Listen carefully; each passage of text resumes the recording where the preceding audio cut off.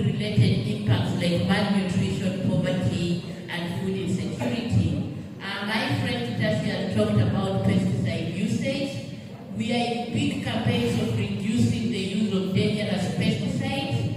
Pesticides that are actually banned in Europe are lucrative in Africa. And so that tells you why we are not very keen with our land.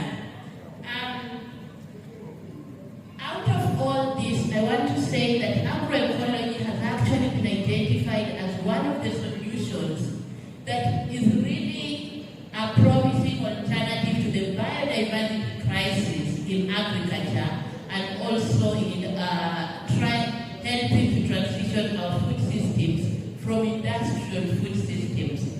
We all understand that industrial food systems have not benefited Africa, but they've made us even more hungry than we were, and even more angry than we thought we should be.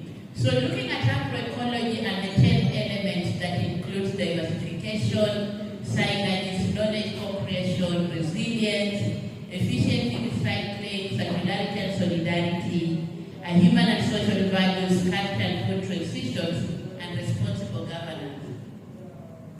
I want to quickly talk about agroecology a bit further because people think that it is either agroecology or climate smart agriculture, or it's either agroecology or region. No. It is either conventional or industrial agriculture or agroecology. When you're talking about CSA and region, those are just transitional pathways towards agroecology. So we don't want as agroecology specialists to enter into a room and start arguing that should we be talking about CSA or we need to be talking about agroecology. No. So we are here to give you facts, and this is what you need to understand. But what makes agroecology quite superior? If you looked at what my friend from Africa Development Bank presented in terms of climate smart agriculture, most of the practices help biophysically. But when it comes to agroecology, we go beyond biophysical and we start looking at social issues. Issues of social values, issues of fairness. We have seen value chains where people want to own them and not even allowing others to participate. Quite unfair. Issues around land. You hear that for some places for women to even access land, it takes a third party to come and negotiate. So that tells you that when you're looking at CSA or you're looking at region, if you're not looking at some of the social issues that impact on food, then you're actually leaving out a very big population. Through agroecology, we are able to deal with issues of land and natural resource governance and biodiversity. And this is very critical because food systems need not to take away from nature, but they should be building nature. And food systems also look at connectivity, whereby we are looking at how are we connecting our consumers to our producers.